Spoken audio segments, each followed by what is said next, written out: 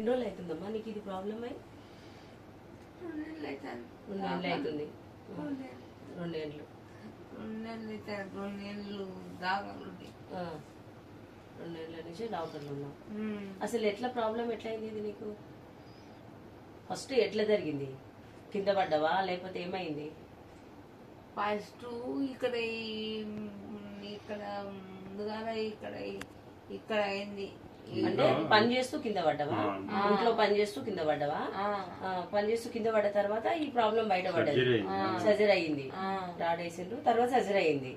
అదే కదా. ఇప్పుడు ఎట్లుంది నీ ఆరోగ్యం? ఎట్లుంది? గట్టినే ఉండదు, మంచిగా ఉండదు. కానీ ఇది ముట్టుకుంటే నొప్పి వస్తుంది. గుంజినట్టు అవుతుందా? నొప్పి వస్తుందా? నొప్పి వస్తుంది. ఇప్పుడు ఎన్ని సంవత్సరాలు ఉంటాయమ్మా నీకు మామూలుగా? 58, 59 years ఉంటాయి. ఎక్కువనే ఉంటుంది అనమాట. 60 దాకా ఉంటుందా? 59, 60 60 వరకు ఉంటుంది.